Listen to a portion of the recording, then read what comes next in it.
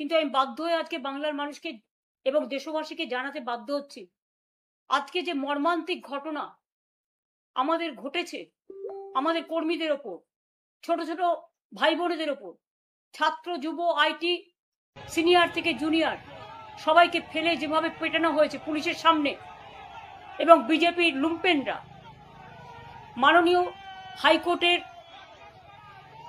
Permission নিয়েই এই মিছিলটা 3 বার change হয়।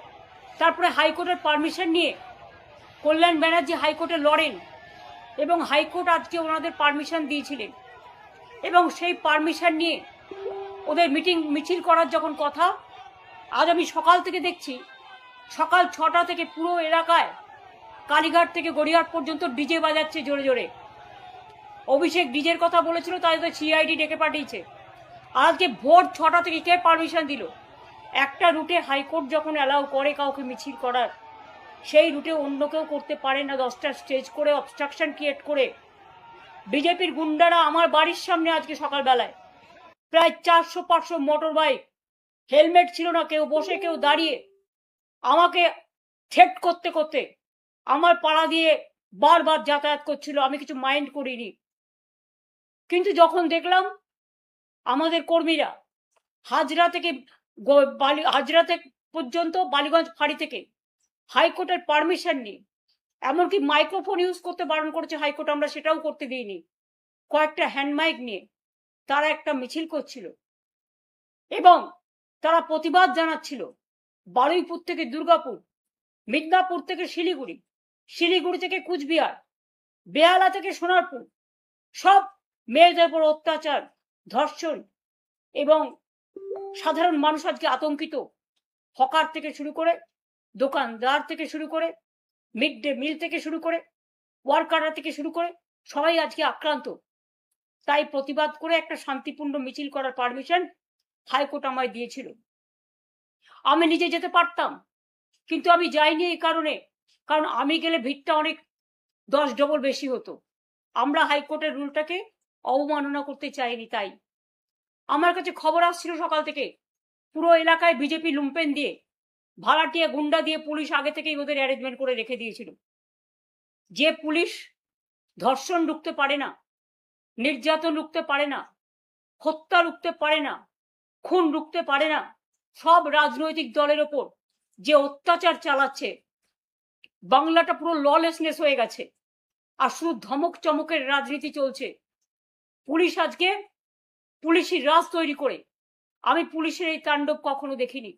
আমিও পুলিশ চালিয়ে এসেছি, প্রশাসন চালিয়ে এসেছি, তাদের প্রতি আমার শ্রদ্ধা অটুট রয়েছে। কিন্তু আপনারা হাইকোর্টের রায়ও মান্য করছেন না। হাইকোর্টের রায় মান্য করে আপনারা তো মিছিলটা শান্তিপূর্ণভাবে করতে দিতেন, কেন মিছিলের মধ্যে বিজেপিকে ঢুকতে অ্যালাউ করলেন?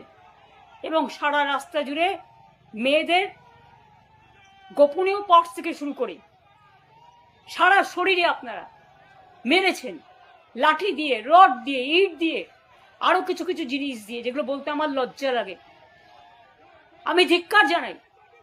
আমি বাংলার সচেতন মানুষ, শিক্ষিত মানুষ, সভ্য মানুষ, মানবিক মানুষ, সবাইকে আবেদন করব, অনেক দিন চুপ করে আছেন, আর চুপ করে থাকবেন না। মনে রাখবেন, আগুন যদি কারো বাড়িতে লাগে, সেই আগুনটা কিন্তু সবাই চারিদিকে ছড়িয়ে যায়। আমরা আগুন লাগাতে চাই না, আমরা আগুনটা নেভাতে চাই। তাই আপনাদেরও আজকে দায়িত্ব প্রতিরোধ করা, প্রতিবাদ করার। এবং আমি প্রায় 25 জনকে হসপিটালে পাঠানোর ব্যবস্থা করলাম। তাও পুলিশ ব্যারিকেড করে রেখে দিয়েছে রাস্তায়, যাতে গাড়িগুলো যেতে না পারে। আমি জানি না হাসপাতালে তারা গেছে আদৌ তারা ট্রিটমেন্ট পাবে কিনা, এবং হয়তো একটু লুকোপ্লাস্টার বেঁধে দিয়ে হসপিটাল পুলিশের কথায় যোগ্য ট্রিটমেন্ট না করে তাদের ফিরিয়েও দেবে, এটাও আমার জানা আছে। তা সত্ত্বেও একটা আইনজীবীদের টিম, সৌগত রায়, বৈষ্ণব চ্যাটার্জি সহ, তারা সকলে এসএসকেএমে গেছে তাদের ট্রিটমেন্ট করার জন্য। অনেকের দম বন্ধ হয়ে আসছে মারের চোটে, মেয়েরা দম ফেলতে পারছে না, নিঃশ্বাস বন্ধ হয়ে যাচ্ছে। আমি কমসে কম 20-25 জনের মাথায় রক্ত ঝরতে দেখেছি। এবং যখন শুনলাম মেয়েদের আটকে বিজেপি হাজরায় পেটাচ্ছে, আমি নিজে বাড়ি থেকে বেরিয়ে যাচ্ছিলাম, আমি জাস্ট একটুখানি যাওয়ার পরে দেখছি তারা আসছে আহত অবস্থায়। আমাদের কর্মীরা তাদের উদ্ধার করেছে, পুলিশ করেনি। এবং পুলিশের এই নির্লিপ্ত ভূমিকা, আমি জানি না, আইনের শাসন যদি আপনারা রক্ষা করতে না পারেন, মনে রাখবেন কিছু ক্ষতি হলে দোষটা কিন্তু আপনাদের ওপর দিয়ে রাজনৈতিক নেতারা ছেড়ে দেবে সবটা আপনাদের ঘাড়ে। তখন কিন্তু আপনাদের এটা ফেস করতে হবে। আমার হাত জোর করে আবেদন থাকবে প্রশাসনের কাছে, প্লিজ এক পক্ষ না হয়ে নিরপেক্ষ থাকুন। মা বোনেদের অত্যাচারের হাত থেকে বাঁচান, হকারদের বাঁচান, বেকারদের বাঁচান, গ্রাম বাংলাকে বাঁচান, কলকাতাকে বাঁচান। আর অত্যাচার, আর অনাচার, আর ব্যভিচার আমরা গত 2 মাস ধরে লক্ষ্য করছি। আর কতদিন, আর কতদিন, আর কতদিন, আর কতবার, আর কতবার, আর কতবার অপেক্ষা করারও তো একটা লিমিট আছে। আপনারা কি চান আমাদের কন্ট্রোল করতে? আপনারা আমাকে নজরবন্দি করে রেখে দিয়েছেন, প্রায় বেরোতেই দিচ্ছেন না, গাড়ি যাতায়াত করতে দিচ্ছেন না, আমাদের কোনো গাড়ি। অন্যদের অ্যালাউ করছেন বিজেপিকে উইদাউট পারমিশন। কি করে তাদের বাইক মিছিল অ্যালাউ করে আমার বাড়ির সামনে আমার পিতা মাতা পুরো সব তুলে গালিগালাজ এবং নানা রকম ভূমিকা করা হচ্ছে, তাণ্ডব চালানো হচ্ছে, আর আপনারা স্পেশাল ব্রাঞ্চের লোকেরা আনঅফিসিয়ালি তাদের অ্যালাউ করছেন, লোকাল পুলিশ অ্যালাউ করছেন। আমার অনুরোধ থাকবে, প্লিজ এগুলো করবেন না। এতে ফল কিন্তু বিপরীত হচ্ছে। মানুষ কিন্তু প্রতিবাদ করবে। বারুইপুরের যারা প্রতিবাদ করেছিল সেই প্রতিবাদীদের 50 জনকে আপনারা কাল অ্যারেস্ট করেছেন। আমি শুধু মনে করিয়ে দিই, আরজি কর নিয়ে অনেক প্রতিবাদ হয়েছে, আমিও রাস্তায় মিছিল করেছি, সবাই করেছেন, আমরা কিন্তু একজনকেও অ্যারেস্ট করিনি। তার কারণ গণতন্ত্রের প্রতিবাদ করার, প্রতিরোধ করার ভূমিকা আছে। আর আপনারা ভুলে যাবেন না, আপনারা অনেকবার নবান্ন অভিযান করে অনেক ইট পাটকেল মেরেছেন, কিন্তু কোর্টের পারমিশন ছিল বলে আপনাদের আমরা অ্যালাও করেছি 144 ধারা থাকতে সত্ত্বেও। আর আজকে যেখানে মিছিল হয়েছে কোনো 144 ধারা ছিল না, এবং 3 বার পুলিশ ক্যান্সেল করেছেন। তারপরেও হাইকোর্টের মাননীয় বিচারপতির আদেশেই আমরা পারমিশন পেয়েছিলাম, এবং কোর্টের পারমিশন সত্ত্বেও আপনারা কোর্টের আইনও মানছেন না। তার মানে কি মানুষ বিচার পাবে না? তার মানে কি মানুষ তার গণতান্ত্রিক অধিকার পাবে না? তার মানে কি মানুষ শান্তিতে থাকতে পারবে না? কেন একটা সুস্থ সমাজকে, একটা শান্তিপূর্ণ সমাজকে এভাবে অশান্ত করে তুলেছেন? আর যারা বেঈমান তাদের জন্য অত্যাচার বিজেপি আরো বাড়িয়েছে। এই বেঈমানদের ক্ষমা করবেন না। তারা আজকে বিজেপির দোসর হয়ে গেছে এবং তারা বলছে আমাদের বিজেপির মুখ্যমন্ত্রী পাঠিয়েছেন। তা এত ছলনা কেন?